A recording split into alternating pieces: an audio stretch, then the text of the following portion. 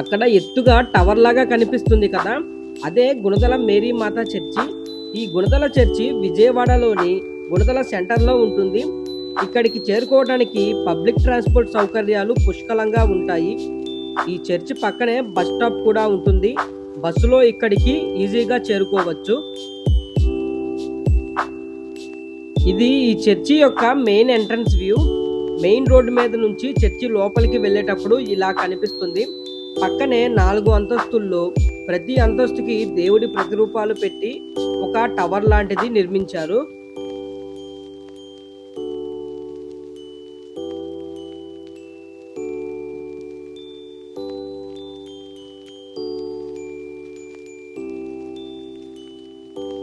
ఫిబ్రవరి 9, 10, 11 తేదీల్లో ఇక్కడ గుణదల ఉత్సవాలు జరుగుతాయి. గుణదల తిరణాల అంటారు. ఈ వీడియో దానికి ముందు రోజు షూట్ చేస్తున్నా. అంటే ఫిబ్రవరి 8వ తారీఖున ఈ వీడియో షూట్ చేస్తున్నాను. రేపు ఈ ఏరియా అంతా కూడా మొత్తం జనాలతో కిక్కిరిసిపోతుంది. అసలు నడిచే ప్లేస్ కూడా ఉండదు. ఏర్పాట్లు అన్నీ కూడా జరుగుతున్నాయి. ఇప్పుడైతే మనం ఈ చర్చి లోపలికి వెళ్ళిపోయి ఈ గుణదల చర్చి యొక్క విశేషాలు ఏంటో పూర్తిగా తెలుసుకుందాం. ఇక్కడ ఎంట్రన్స్ లో బోర్డు మీద ఈ చర్చిలో ఎప్పుడెప్పుడు ప్రార్థనలు జరుగుతాయి అనేది క్లుప్తంగా రాసి ఉంచారు. ఇప్పుడైతే మనం చర్చి లోపలికైతే ఎంటర్ అయ్యాము. ఇక్కడ కొన్ని దేవుని ప్రతిరూపాలైతే డిస్ప్లే చేసి ఉంచారు. ఇదేంటంటే గాబ్రియల్ దూత మేరీ మాత దగ్గరకు వచ్చి శుభవార్త చెబుతుంది కదా, నీకు బిడ్డ పుడతాడు అని. దానికి సంబంధించిన ప్రతిరూపం. చర్చి లోపలికి వెళ్తుంటే ఇక్కడ రోడ్డుకి మధ్యలో ఇసుకతో ఒక దారిని ఏర్పాటు చేశారు. ఇదేంటంటే భక్తులు మొక్కుకుంటారు కదా, నాకు పలానా మంచి జరిగితే నేను మోకాళ్ళ మీద మీ దగ్గరికి వస్తాను అని.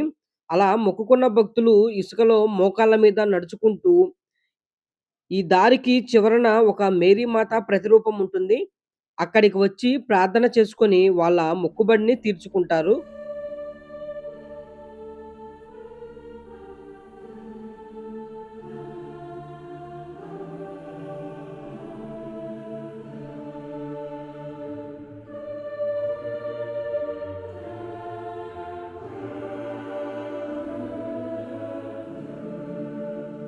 పక్కనే వెహికల్స్ పార్కింగ్ చేసుకోవటానికి పార్కింగ్ ఏరియా ఉంటుంది.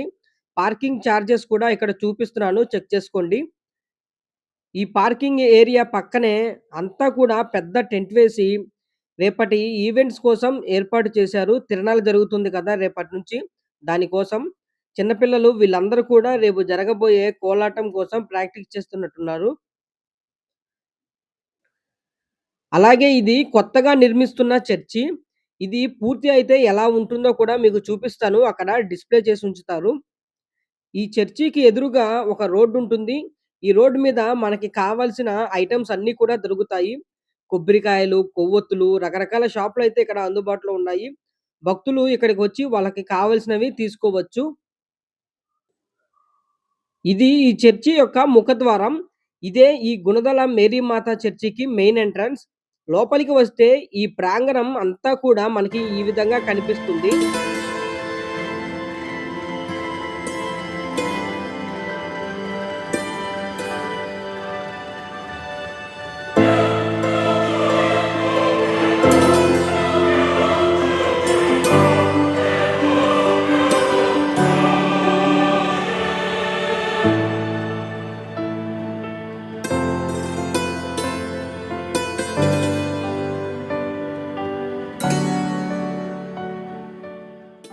పక్కనే ఈ గుణదల లూర్దు మాత పుణ్యక్షేత్రం యొక్క చరిత్రని క్లుప్తంగా రాసి ఉంచారు ఇక్కడ. దీని పక్కనే ఇంకొక మేరీ మాత స్టాట్యూ అయితే ఉంటుంది. ఇక్కడ ఫోటోలు తీయించుకునే ప్రదేశం ఒకటుంటుంది. వచ్చిన భక్తులందరూ కూడా ఈ మేరీ మాత పెయింటింగ్ ముందు నిలబడి గుర్తుగా ఫోటోలు తీయించుకుంటారు. అలాగే పక్కనే అన్నదాన కార్యక్రమం కూడా జరుగుతుంది. వచ్చిన భక్తులకి మంచిగా ఆహారాన్ని ఏర్పాటు చేశారు. అలాగే దూరం నుంచి వచ్చిన వాళ్ళు తమ వస్తువులను పెట్టుకోవటానికి క్లాక్ రూమ్ ఫెసిలిటీ కూడా ఉంది. స్టే చేయటానికి రూమ్స్ కూడా ఇక్కడ అందుబాటులో ఉన్నాయి. బోర్డు మీద కొండపైకి వెళ్ళేటప్పుడు మనకి ఏ సౌకర్యాలు ఇక్కడ అందుబాటులో ఉన్నాయో రాసి ఉంచారు. చర్చి ముందుకు వస్తే ఇక్కడ భక్తులు కొవ్వొత్తులను వెలిగించి ప్రార్థన చేసుకుంటారు. అలాగే ఇక్కడ కొబ్బరికాయలు కూడా కొడుతున్నారు. మనం సాధారణంగా ఎక్కడా కూడా క్రైస్తవులు కొబ్బరికాయలు కొట్టడం చూడము. కానీ ఈ చర్చిలో భక్తులు కొబ్బరికాయలు కొడతారు. అలాగే ఇక్కడ ప్రేయర్ ఆయిల్ కూడా అమ్ముతున్నారు. ఈ గుణదల చర్చి 2 అంతస్తుల్లో నిర్మించారు. ఈ చర్చికి 2 వైపులా కూడా కొండపైకి వెళ్ళటానికి మార్గం ఉంటుంది. ఇప్పుడు ఈ మెట్ల ద్వారా చర్చి పైకెక్కి ఒకసారి చర్చి లోపల ఎలా ఉందో చూసొద్దాము.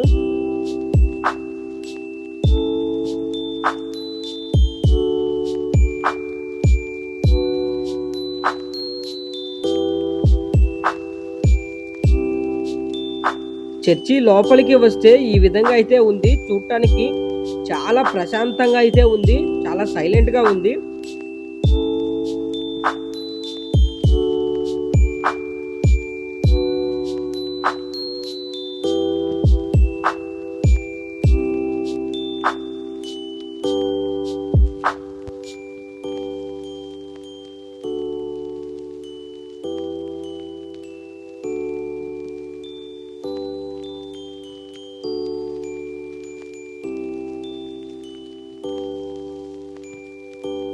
అది మెయిన్ ఎంట్రన్స్ అనమాట. అక్కడి నుంచే మనం ఇప్పుడు ఈ చర్చి లోపలికైతే వచ్చాము. ఇది కొత్తగా నిర్మించే చర్చి అనమాట. ఈ చర్చి నిర్మించడం పూర్తయిన తర్వాత ఇలాగైతే ఉంటుంది. ఇక్కడ కొండపైకి ఎక్కే వాళ్ళ కోసం ఇక్కడ చల్లటి మంచినీటి సదుపాయాన్నయితే ఏర్పాటు చేశారు. అలాగే దూరం నుంచి వచ్చిన భక్తుల కోసం ఇక్కడ విశ్రాంతి గదులు కూడా ఉన్నాయి. అలాగే లేడీస్‌కి, జెంట్స్‌కి వాష్‌రూమ్స్, స్నానాలు చేయటానికి అన్ని ఫెసిలిటీస్ అయితే ఇక్కడ ఉన్నాయి. ఇప్పుడైతే కొండ పైకెక్కి వెళ్దాము.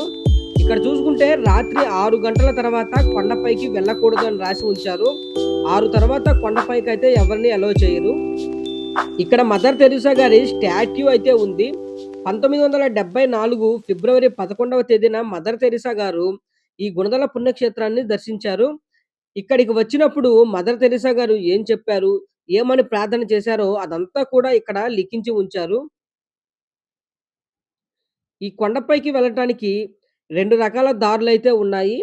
ఒకటి ఫ్లాట్‌గా ఉంటుంది దారి మొత్తం కూడా. ఇంకొకటి మెట్ల మార్గం అన్నమాట.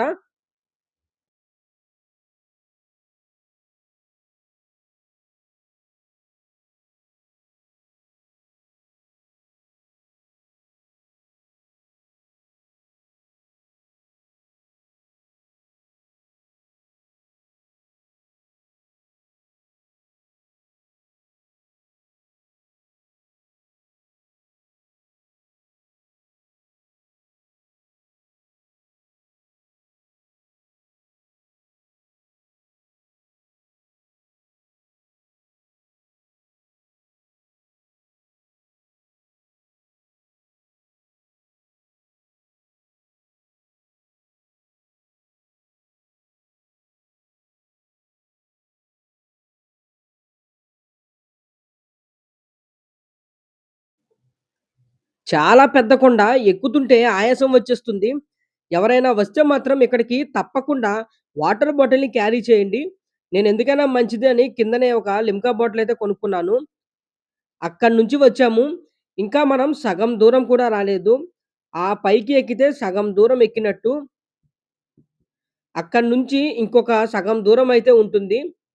ఇది చూడండి యేసుక్రీస్తు శిలువపై మరణిస్తాడు కదా! దానికి సంబంధించిన ప్రతిరూపం.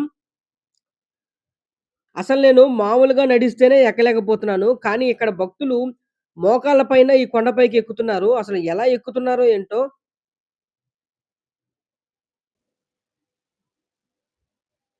ఇక్కడి నుంచి చూస్తే ఈ విజయవాడ సిటీ అంతా కూడా కనిపిస్తుంది. అక్కడ బ్లూ కలర్‌లో పరదాలు కట్టి ఉంచారు కదా! అదంతా కూడా రేపు తిరునాళ్ళ కోసం చేసే ఏర్పాట్లనమాట. మొత్తానికి మనం ఈ కొండపైకి సగభాగం అయితే ఎక్కాము. ఇక్కడ గుహ లోపల ఒక మేరీమాత విగ్రహం ఉంటుంది. చాలా ఫేమస్ అన్నమాట. ఈ విగ్రహం ముందుకెళ్ళి చూద్దాం ఎలా ఉంటుందో ఏంటో.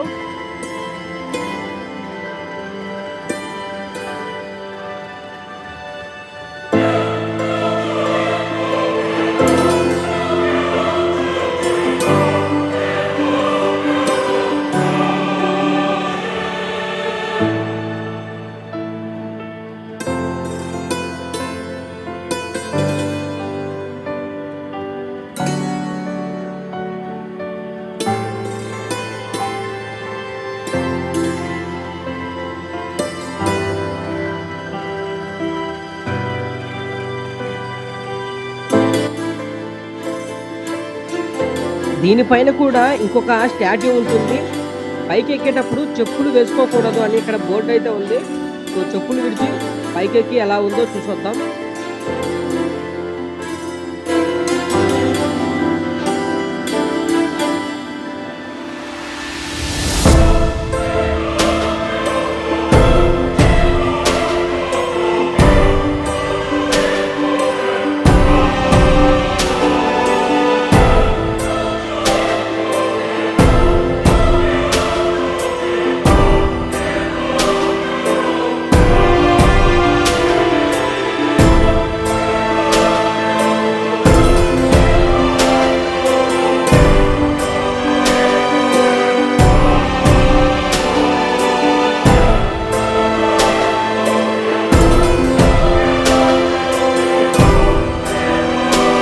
కొండ పైకెక్కుతున్నంత సేపు చాలా రకాల యేసుక్రీస్తు, మేరీమాత విగ్రహాలు ఇక్కడ కనిపిస్తూనే ఉంటాయి. అసలు ఈ కొండపైకి ఎక్కే మార్గం చూడండి ఎంత కష్టంగా ఉందో. చాలా అంటే చాలా కష్టంగా ఉంది. నేనైతే అసలు ఎక్కలేకపోతున్నాను. ఇప్పటికే దాదాపు ఒక 10 సార్లకు పైగా కూర్చొని విశ్రాంతి తీసుకొని, ఆగుతూ కొండపైకే ఎక్కుతున్నాను. ఇక్కడ నుంచి ఈ విజయవాడ సిటీ ఎలా ఉంటుందో చూడండి.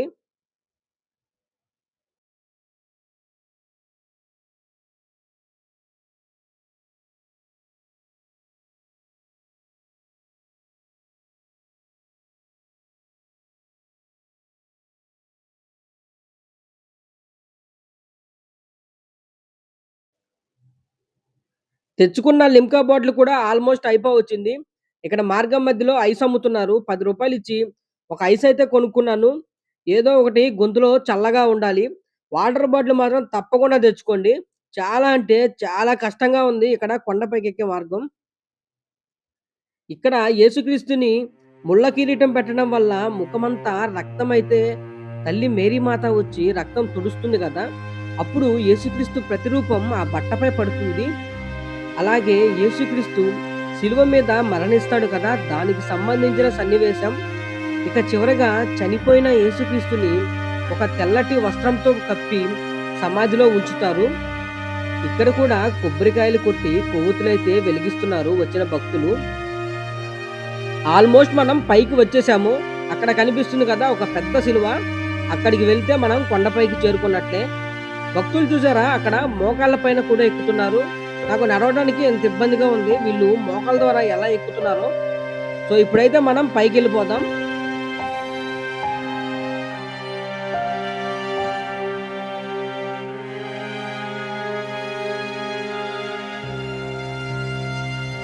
సో, కొండ పైకి వచ్చేస్తే సిలువ ఈ విధంగా ఉంది.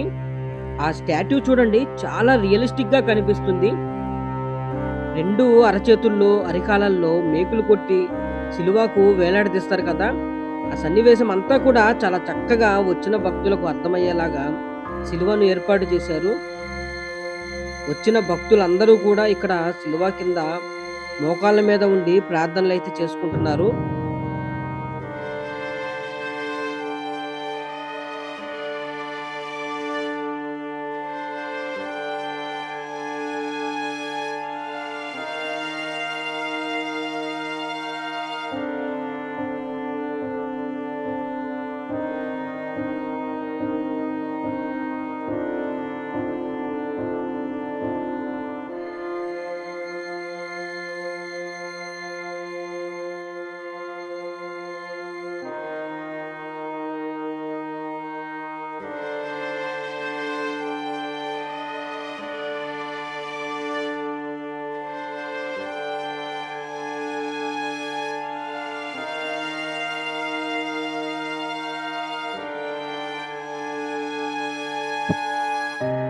ఇక్కడ కూడా భక్తులు కొబ్బరికాయలు కొట్టి కొవ్వొత్తులైతే వెలిగిస్తున్నారు.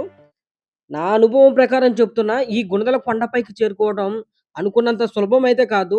నేను దాదాపు 15 సార్లయితే ఆగుతూ, విశ్రాంతి తీసుకుంటూ పైకెక్కాను. ఒక రూ. 20 చిన్న లిమ్కా బాటిల్ తెచ్చుకున్నాను ముందు జాగ్రత్తగా. చాలా ఉపయోగపడింది. వచ్చేవాళ్ళు తప్పకుండా మంచినీళ్ళ బాటిల్ అయితే క్యారీ చేయండి. పెద్ద బాటిల్ ఉంటే మంచిది. ఎందుకంటే కొండ చాలా కష్టతరంగా ఉంది. సిలువ వెనక భాగాన కొన్ని చెట్లయితే ఉన్నాయి. ఆ చెట్లకు వచ్చిన భక్తులు కవర్లతో ముడుపులైతే కడుతున్నారు. భక్తులు ఏదైనా కోరుకొని చెట్లకు ముడిపెలు కడతారు కదా! అలాగే ఈ చెట్లు నిండుగా కూడా ముడిపెలు కడుతూ ఉంచారు.